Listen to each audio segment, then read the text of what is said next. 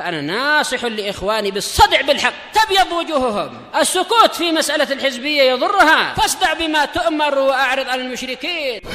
سلامي على دماج ورجالها والشيخ يحيى ودار العلم يا سعد بانيها.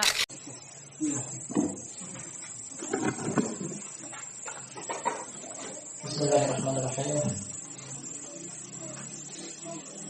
الحمد لله والصلاة والسلام على رسول الله وعلى آله وصحبه ومن والاه. ثم أما بعد. Ikhwanul kiram wa akhwatul karimat, masih pada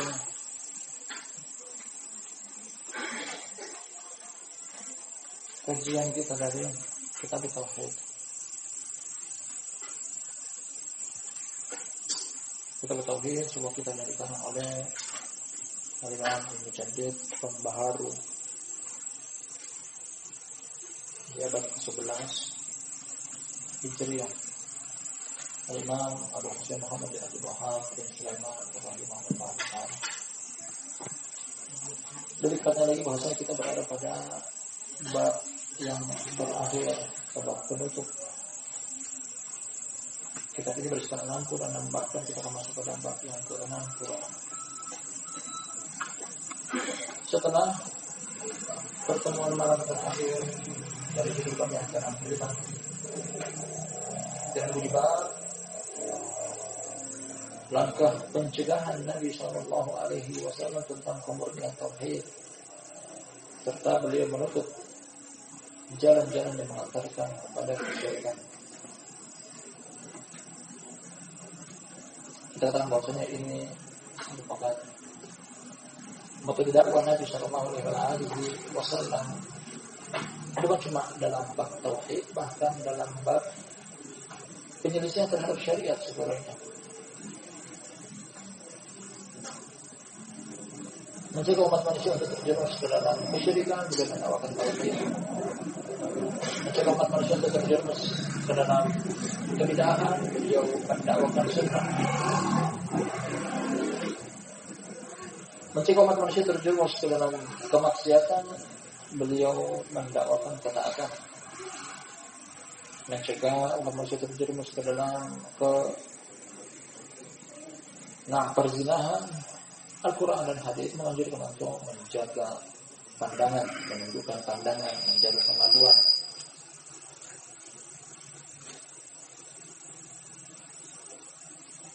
Serta wanita ketika keluar dianjurkan untuk berhijab dan seterusnya. Alhamdulillah kita kaji, kita akan masuk pada judul bab baru. Berkata sampai tadi, semoga Allah merahmati beliau Syekh Muhammad bin Abdul Wahhab At-Tamimi. Bab as-sadisatu wasittah. Bab yang ke-66.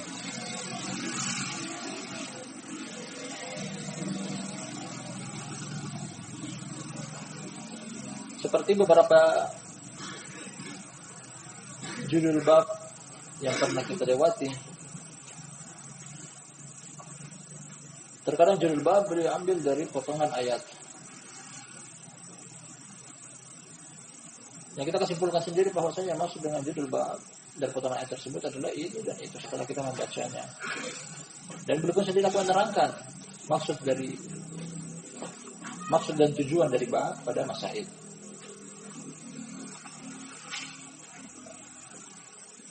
Maja fi qaulillahi ta'ala, apa yang datang tentang perkataan Allah Ta'ala. Di potongan ayat boleh jadikan sebagai judul bab. Ayat yang ke-67 pada surat Az-Zumar. Bunyi ayatnya, wa ma qadarullaha haqqa qadri wal ardu jami'an qabdatuhu yawmal qiyamati was samawati matwiyatun bi yamini subhanahu wa ta'ala amma yusyrikun.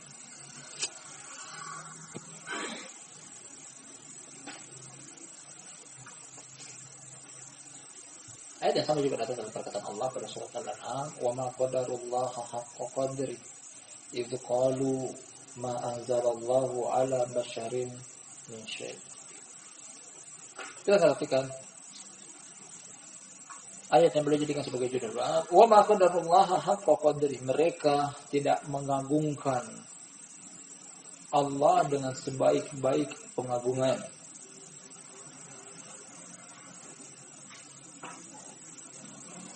Menceritakan tentang orang Yahudi pada ayat Al-An'am tadi, menceritakan tentang orang musyrik. Al-Mu'min secara umum pelaku kesyirikan, pelaku kekufuran tidak mengagungkan Allah Subhanahu wa taala dengan sebaik-baik pengagungan. Lanjutnya, wal ardu jami'an qabdatuhu yaumal qiyamah. Bumi seluruhnya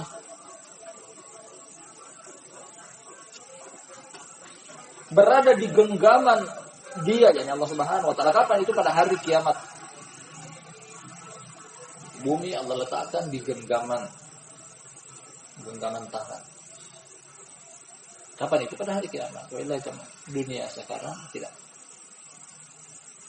Ini kejadian dan tragedi akan terjadi pada hari kiamat. Bumi seluruhnya artinya 6 belahan bumi timur, belahan bumi barat, kemudian disusul dengan 7 lapis bumi yang lainnya di genggaman tangan Allah. Menunjukkan tentang kecil dan kerdilnya alam semesta, agung dan besarnya Allah Tabaraka wa Ta'ala. Bukan cuma itu, was-samawati matwiyatun biyamini. Langit-langit terlipat-lipat di tangan kanan Allah. Terlipat-lipat, tergulung-gulung. Yang kita tahu bahwasanya langit dengan jumlah 7 lapis, 7 tingkatan, terlipat-lipat di tangan kanan Allah. Akan datang nanti keterangan tentang Allah memiliki sifat dzatiyah, tangan. Kemudian tangan Allah disifati dengan tangan kanan. Terakhir sebagai penutup kata Allah Subhanahu wa ta'ala amma yusyrikun. Maha suci Dia, maha tinggi Dia, yakni Allah, terhadap apa yang mereka sekutukan. Pertama-tama, keterkaitan antara judul bab ini dengan kitab tauhid, sebagaimana metode kajian kita dari awal kajian kitab tauhid. Apa tujuan dan maksud dari sang penulis membawakan judul bab dalam kitab tauhid? Pada kita sebutkan satu persatu sampai pada judul bab malam ini juga bahwa Allah tutup dengan amalan kesyirikan, amalan kekufuran, tidak mengagungkan Allah dengan sebaik-baik pengagungan, tidak mensucikan Allah dengan sebaik-baik pensucian. Artinya orang yang melakukan amalan kesyirikan, yang mempraktikkan amalan kekufuran, berarti dia tidak mengagungkan Allah. Kalau begitu dia merendahkan Allah. Dia tidak mensucikan Allah. Kalau begitu dia mencoreng, menghina, mencela, merendahkan Allah Subhanahu wa ta'ala. Dijadikan sebagai bab penutup bahwasanya agar supaya orang-orang yang masih mau mengamalkan praktik kesyirikan atau praktik kekufuran, kemudian mengaku bahwasanya dia mengagungkan Allah, dia mengaku mensucikan Allah, tidak. Hal tersebut tidak terjadi. Bahkan kebalikannya, bahwasanya ketika amalan kesyirikan dilakukan, praktik kekufuran dikerjakan, berarti orang tersebut mau tidak mau, sadar tidak sadar, sengaja tidak sengaja, dia merendahkan Allah dan tidak mengagungkannya.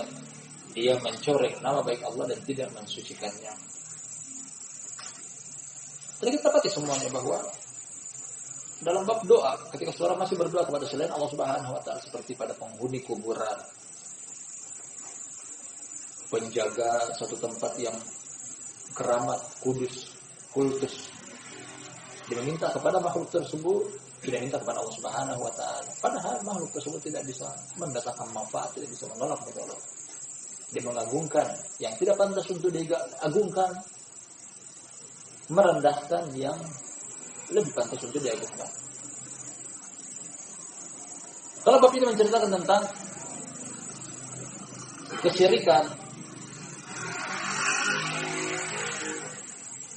karena ayat ini menutup dengan menyinggung cara mensucikan dan meninggikan Allah adalah meninggalkan kesyirikan. Kita sebutkan secara global, bahkan seluruh dosa, baik itu kesyirikan ataupun lebih rendah daripada kesyirikan, terdapat bentuk tidak mengagungkan Allah Subhanahu wa taala. Allah Subhanahu singgung hal tersebut dalam 2 tempat pada Al-Qur'anul Karim. Kata Allah Tabaraka wa taala, "Afara'aita man ittakhadha ilahahu hawahu wa adallahu Allahu 'ala 'ilmi wa khatama 'ala sam'ihi wa qalbihi wa ja'ala 'ala basarihi ghishawah fama yatihi min ba'dillah afala tadhakkarun." Potongan awal ayat yang kita inginkan. Kata Allah Tabaraka wa taala, apa anggapan engkau wahai Muhammad, orang-orang yang menjadikan hawa nafsu dia sebagai ilah, sebagai sesembahan. Sebagai sesembahan. Selain Allah Subhanahu wa taala. Artinya dari ayat ini terdapat 2 tempat dalam Al-Qur'anul Karim, seseorang yang menuruti hawa nafsunya dengan tujuan untuk menyelisihi Allah Subhanahu wa taala, dia terjerumus ke dalam kesyirikan. Berarti orang yang mengikuti hawa nafsunya, baik itu terjerumus dalam dosa besar ataupun dosa kecil, tidak mengagungkan Allah, tidak mensucikan Allah.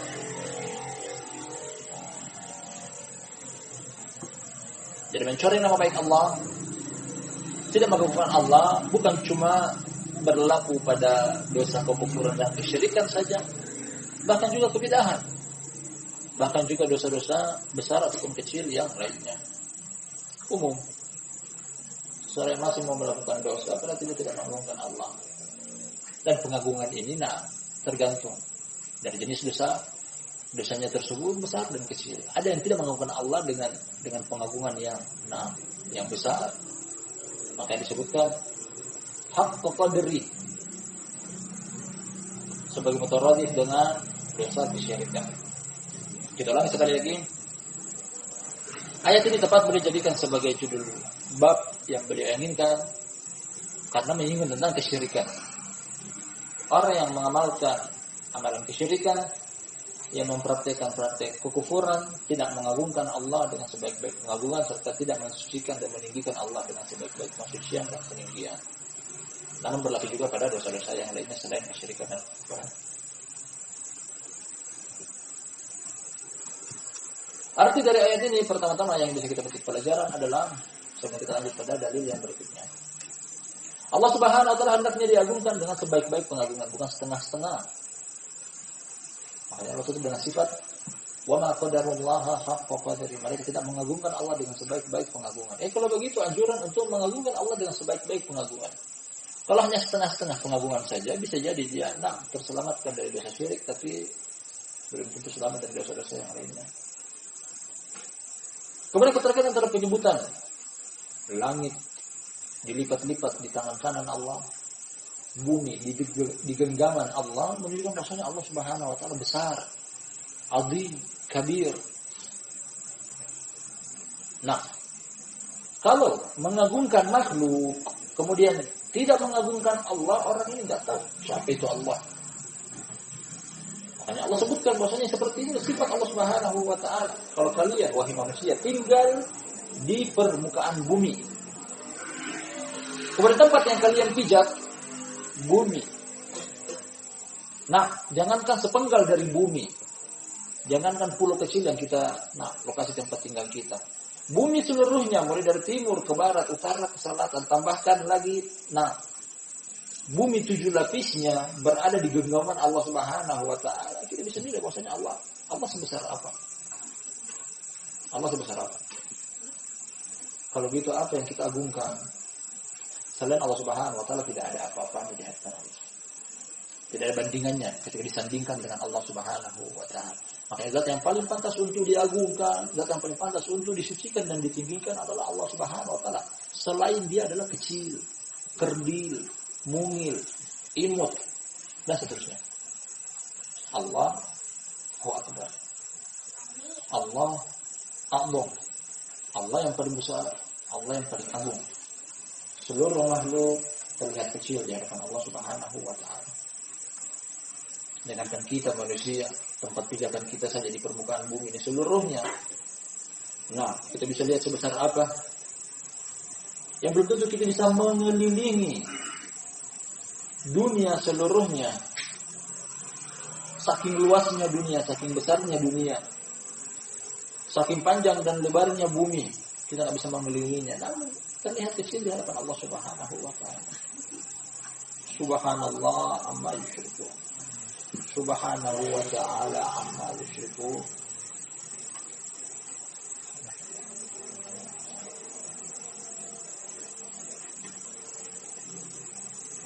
Kalau kita telusuri dari ayat ini, nah, teringat dengan kisah datang dari Ibnu Umar, datang riwayat yang sama juga dari Umar, ketika Allah Subhanahu wa taala, atau ketika dia mendengar perkataan Allah Subhanahu wa taala, ya ayuhan nas ma gharraka bi rabbikal karim. Wahai segenap umat manusia, apa gerangan yang menyebabkan kalian itu tertipu ya untuk menyembah Allah, mengagungkan Allah, mensucikan Allah. Ma gharraka bi rabbikal karim. Ya ayuhan nas, Allah mulai dengan lafaz itu. Wahai segenap umat manusia, apa yang membuat engkau tertipu, tidak mau mengagungkan, tidak mau beribadah, tidak mau mensucikan Allah Subhanahu wa taala. Dan riwayat dari Umar dan juga dari Ibnu Umar, dia menjawab pertanyaan tersebut, ma gharrak. Dia menjawab, Allahumma ya jahal. Ya Allah, kejahilan, kebodohan yang membuat orang itu tidak mau mengagungkan Allah, tidak mau memuliakan Allah, tidak mau mensucikan Allah, jahil.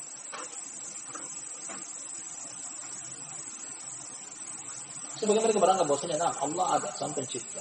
Hanya saya makhluk memiliki derajat yang sama dengan Allah Subhanahu wa taala. Orang Nasara menganggap Nabi Isa Allah, satu dari tiga. Mereka menganggap bahwasanya Nabi Isa adalah putra Allah. Dan seterusnya, dan akidah-akidah yang datang dari akidah kaum Nasara. Karena apa? Karena mereka enggak tahu tentang siapa itu Allah sebenarnya. Makanya mereka tidak mengagungkan. Para musyrik juga menganggap bahwasanya sebagian manusia yang memiliki kedudukan tinggi di pandangan mata mereka dari kalangan wali-wali, orang soleh, alim ulama, ahli ibadah, bisa ikut ambil andil dalam mengatur alam semesta. Makanya mereka terkadang meminta rezeki, meminta jodoh, meminta ini dan meminta itu dari penghuni kuburan wali. Sakit datang ke kuburan, ya wali fulan sembuhkan aku. Karena mereka nggak tahu siapa ya zat yang mereka minta, serta siapa Allah Subhanahu wa taala. Bersumber dari apa? Kejahilan.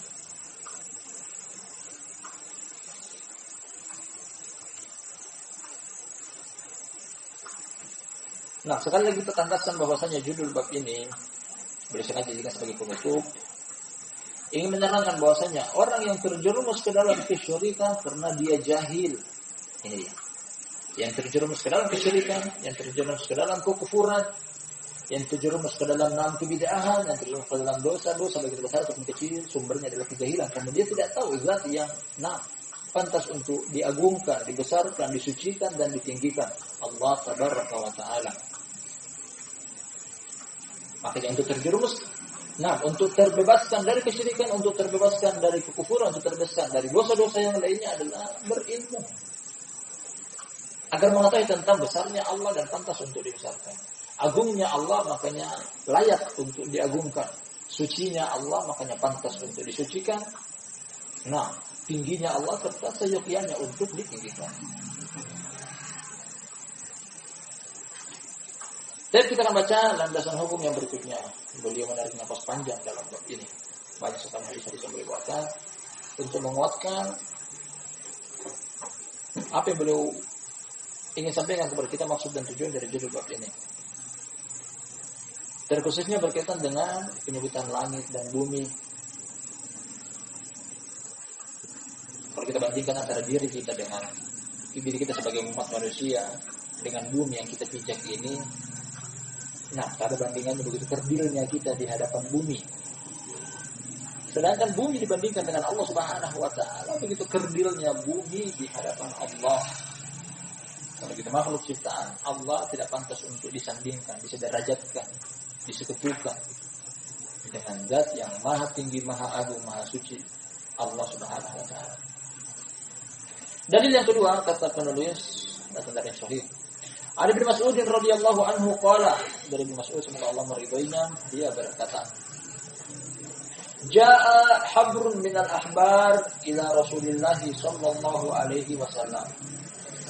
Habrun adalah istilah bagi alim ulama di kalangan Yahudi. Habr.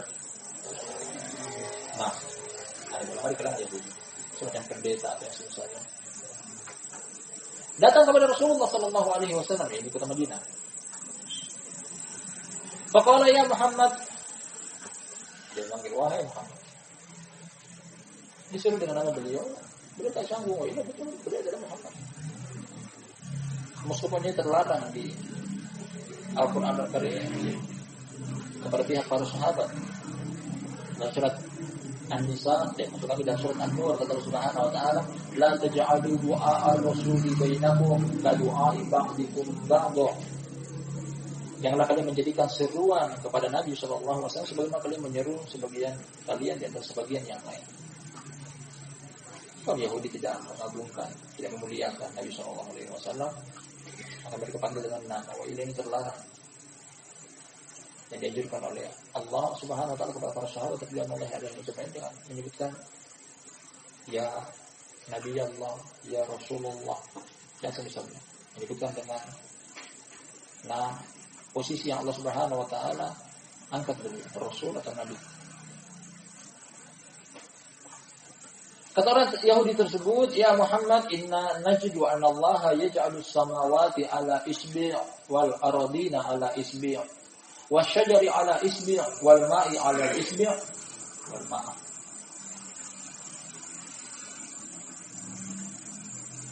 Wastura ala isbi' wasairul khalq ala isbi'.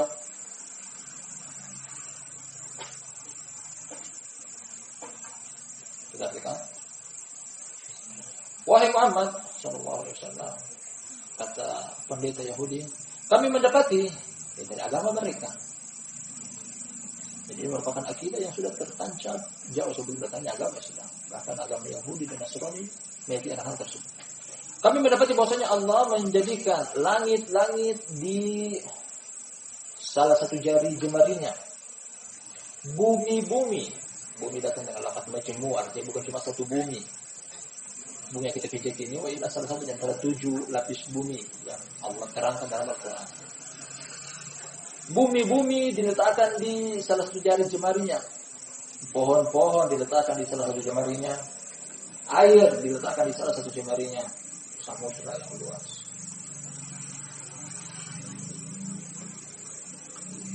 Bintang-bintang Allah jadikan di salah satu jari jemarinya. Dan seluruh makhluk di salah satu jari jemarinya. Berapa puluh kita jari? 1, 2, 3, 4, 5, 6. Fayaqul, kemudian dia katakan, ya Allah Subhanahu wa taala, setelah menggenggam tadi di tangan dan jari jemarinya makhluk-makhluk ciptaannya dari langit, bumi serta isinya. Anal Malik, aku adalah sang raja. Kalau Allah demikian. Dan pantas. Kalau pada makhluk ini katakan sombong dan tidak boleh, wa ila Allah. Hal tersebut pantas bagi Allah Subhanahu wa taala. Kata Allah Subhanahu wa taala, al-kibriya'u ridai wal 'azamatu izari. Kesombongan adalah selendangku. Keagungan adalah sabukku. Faman naza'ni fi wahidatin minhuma adzabtuhu atau alqaituhu fi jahannam.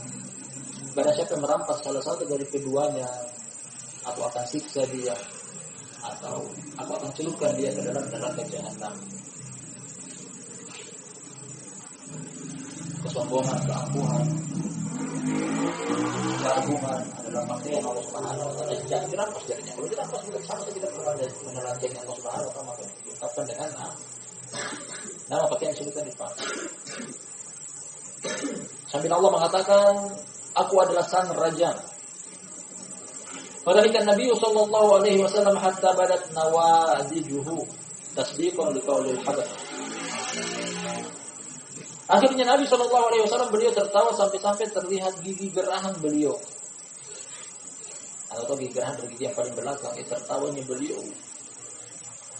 Bukan cuma sekedar tersenyum membuka bibir, bahkan sampai begitu besarnya mulut beliau menganga, terlihat gigi paling belakang. Apa maksud dan tujuan tertawa ini? Tasdiqon liqaulil habar, pembenaran akan apa yang diucapkan oleh si pendeta Yahudi ini. Beliau mengiyakan apa yang datang dari pendeta Yahudi. Beliau adalah pendeta, alim ulama yang memiliki wawasan ilmu di kalangan mereka. Summa qara'a, kemudian belum membacakan ayat ini. Wa ma qadarullaha haqqa qadarihi wal ardu jami'an qabdatuhu yaumal qiyamah was samawati matwiyatun bi yaminihi. Kemudian oleh membaca ayat, tidaklah mereka mengagungkan Allah dengan sebaik-baik pengagungan, sedangkan bumi seluruhnya di genggaman tangannya pada hari kiamat. Lanjut ayatnya lagi, langit-langit terlipat-lipat di tangan kanannya, maha suci dia dan maha tinggi dia, yakni Allah, terhadap apa yang mereka sekutukan. Pertama-tama faedah dari hadis ini berkaitan dengan judul bab di atas. Barakallahu fikum jami'an, bahwa ayat Al-Quran ini turun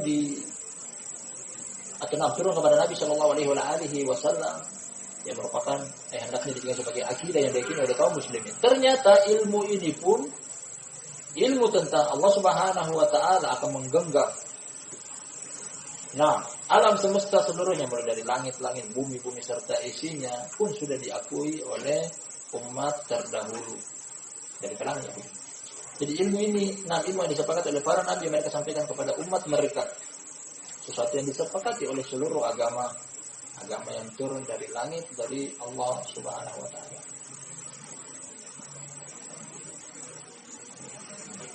Kalau begitu, selain umat ini, umat terdahulu meyakini bahwasanya melakukan kesyirikan kepada Allah, melakukan kekufuran kepada Allah, berarti tidak mengagungkan Allah dengan sebaik-baik pengagungan, atau dengan pemahaman yang tadi telah kita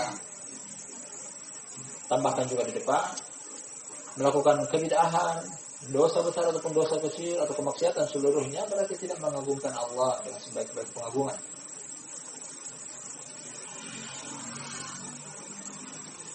Kita baca riwayatnya yang lain. Wa fi riwayatin li Muslimin,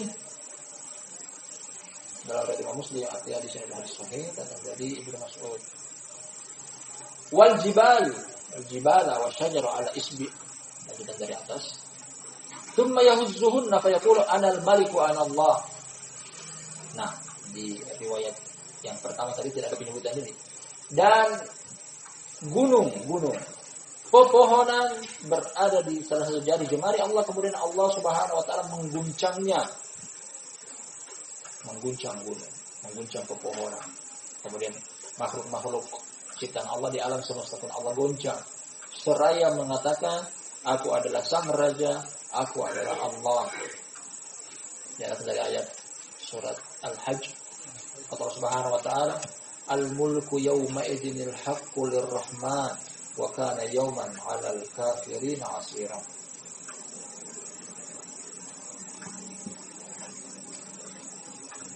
Allah Subhanahu Wa Taala, kerajaan yakni pada hari itu, pada hari kiamat, adalah milik Ar-Rahman, milik Allah Subhanahu Wa Taala. Raja-raja di permukaan bumi datang ketika hari kiamat hanya sebagai seorang hamba biasa. Para nabi, para rasul yang memiliki kedudukan di hadapan Allah serta di hadapan hamba-hamba Allah yang saleh pun datang hanya sebagai seorang hamba, tidak lebih daripada itu. Allah Subhanahu Wa Taala, in kullu man fis samawati wal ard illa atir rahmani abada. Tak satu pun yang di langit serta yang di bumi kecuali datang menghadap kepada Allah, yakni pada hari kiamat dalam keadaan seorang hamba, tidak lebih daripada itu. Anal malik wa ana Allah. Aku adalah sang raja, aku adalah Allah. Wa fi riwayat al-Bukhari, dalam riwayat Imam Bukhari, yang di atas dari riwayat Imam Muslim, dari Imam Bukhari, yaj'alu samawati ala isbi' wal ma'a was-sar wasara ala ismi wasairal khalqi ala ismi. Akhrajah hadis yang terdapat oleh. Dia menjadikan langit-langit di salah satu jari jemarinya, menjadikan air lautan, bintang-bintang di salah satu jari jemarinya.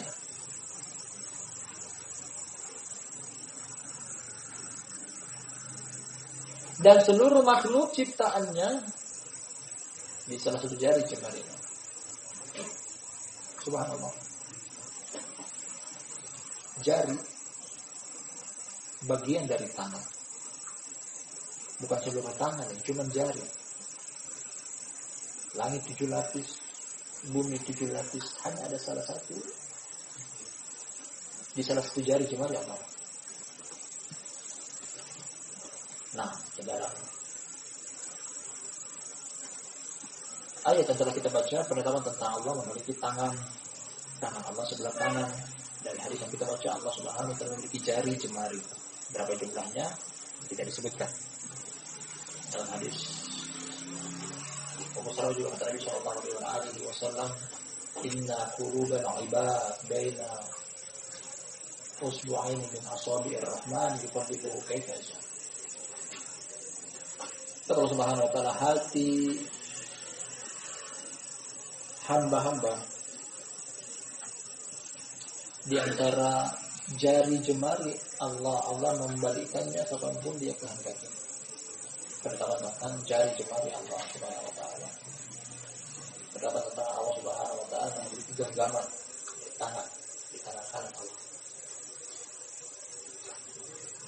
Nah, hadis ini menunjukkan kepada kita barakallahu fikum jami'an untuk menguatkan ayat yang penulis sebutkan dalam judul bab ini tentang agungnya Allah Subhanahu wa taala, besarnya Allah Subhanahu wa taala, suci dan tingginya Allah Subhanahu wa taala, kemudian kerdil dan kecilnya makhluk ciptaannya. La ilaha illallah. Tidak ada apa-apanya kita dibanding dengan bumi yang kita pijak ini. Sedangkan bumi yang kita pijak ini dibandingkan dengan Allah Subhanahu wa taala, dari keterangan yang telah kita baca di atas, tidak ada apa-apa dengan Allah Subhanahu wa taala. Kalau begitu apa yang kita sombongkan? Kalau begitu apa yang kita banggakan? Bumi saja dilipat-lipat oleh Allah Subhanahu wa taala. Langit saja digulung-gulung oleh Allah Subhanahu wa taala, bagaimana lagi dengan isinya kita di antaranya di umat manusia.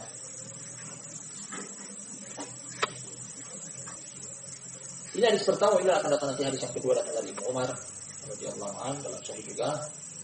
Nah, kita akan ketik beberapa pelajaran dari hadis yang telah kita baca, hadisnya Ibnu Mas'ud dalam sahih Bukhari dan sahih Muslim. Di antara adalah apa yang kita telah baca, dengar dan simak bersama. Nah, tidak dipungkiri bahwasanya orang Yahudi atau bahkan orang Nasrani memiliki ilmu. Adalah umat-umat terdahulu memiliki ilmu. Dari apa Allah Subhanahu wa taala turunkan kepada nabi mereka yang mereka ambil dari nabi mereka melalui kitab suci. Tidak diingkar bahwa mereka memiliki ilmu. Terkadang ilmu tersebut betul ketika mencocoki Al-Quran dan As-Sunnah. Terkadang lagi ilmu tersebut bisa jadi sudah dirubah, diganti, ditambah, dikurangi dari apa yang Allah beritakan kepada kita dalam Al-Quran Al-Karim. Bahwasanya kitab suci Ahlul Kitab, Yahudi dan Nasrani, Injil dan Taurat, dan yang lainnya dari kitab Allah Subhanahu wa taala yang telah terdahulu, terdapat perubahan. Hanya satu-satunya saja yang masih terjaga sampai detik ini, Al-Qur'anul Karim dengan penjagaan langsung dari Allah Subhanahu wa taala. Inna nahnu nazzalna dzikra wa inna lahu lahafidun.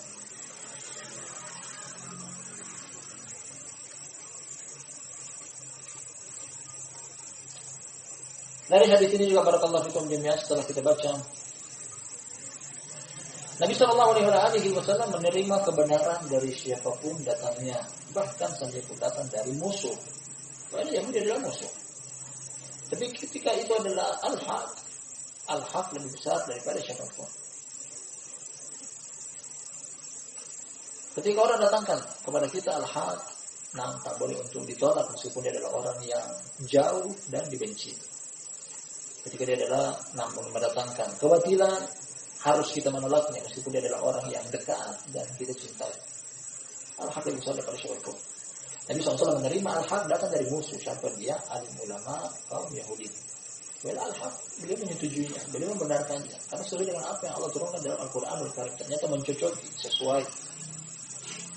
Dari sini barakallahu fikum jami'an, siapapun yang datang kepada kita dengan al-haq, jangan pernah menolaknya. Oh ya, terima dengan lapang dada. Sekalipun orang tersebut adalah orang yang mungkin kita nggak suka. Orang tersebut adalah orang yang pernah menyakiti kita. Orang tersebut adalah orang yang kita benci. Wal al-haq harus diterima. Kalau tidak, dikategorikan orang tersebut sombong dan terancam untuk tidak pernah masuk ke dalam neraka. Tidak akan pernah masuk ke dalam surga. Nabi SAW ketika beliau mendefinisikan tentang sombong atau kibar, beliau mengatakan al-kibru batarul haqqi wa ghamdun nas. Sombong adalah menolak kebenaran serta meremehkan orang lain. Kebenaran jangan pernah ditolak. Dari siapapun datangnya.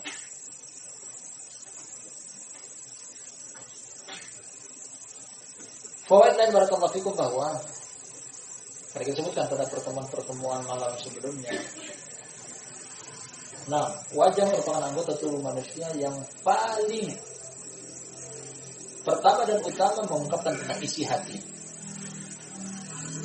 Mengungkapkan tentang isi hati. Ketika seorang gembira, riang, senang, karena terlihat dari wajahnya.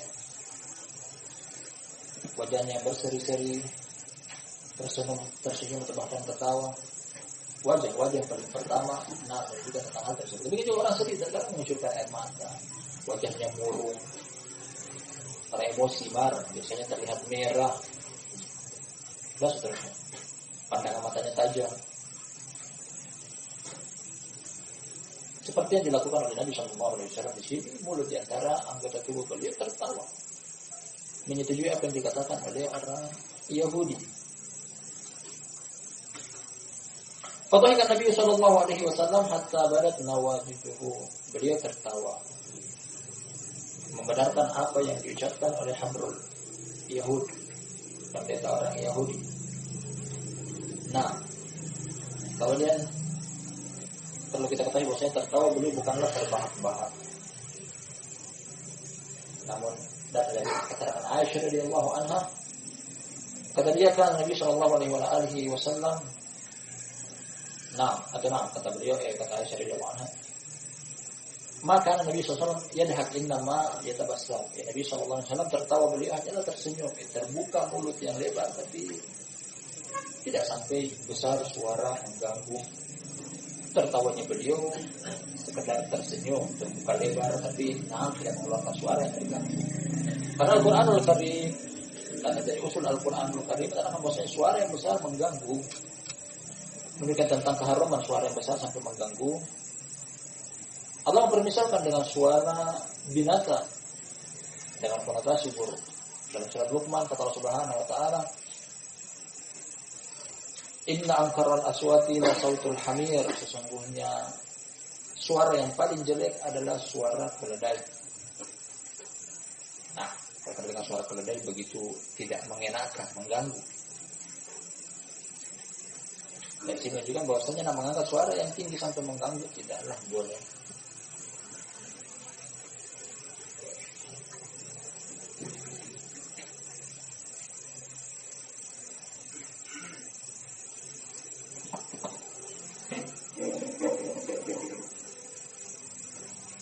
Kita akan baca satu hadis berikutnya.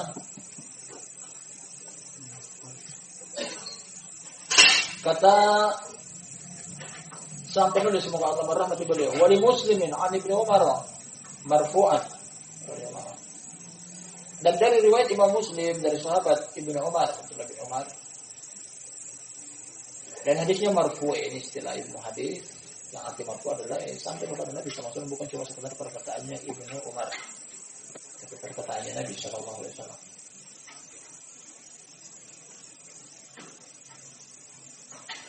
Kata Rasulullah SAW, yatwillahu samawati yawmal qiyamah, thumma ya'khudhuhunna biyadihi al-yumna, thumma yaqulu anal maliku, ainal jabbarun, ainal mutakabbirun, thumma yatwil aradina sab'a, thumma ya'khuduhunna bishimalihi, thumma yaqulu anal maliku, ainal jabbaruna, ainal mutakabbirun.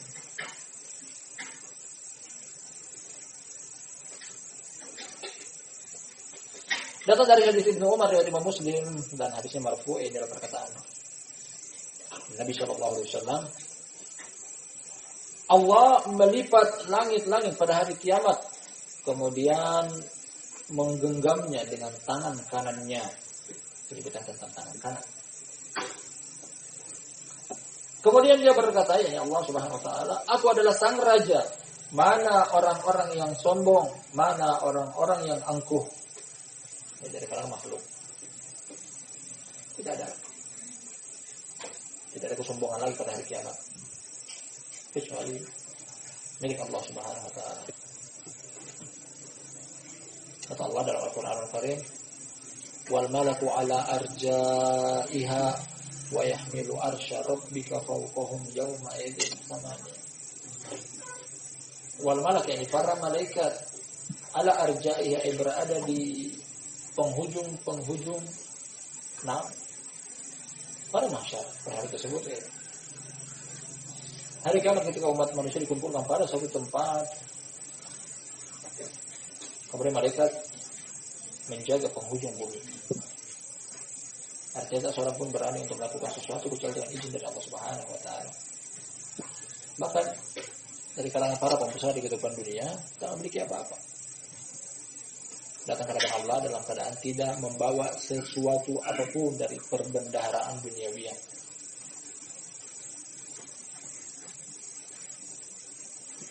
Kata Nabi SAW, yuhsyarun nas,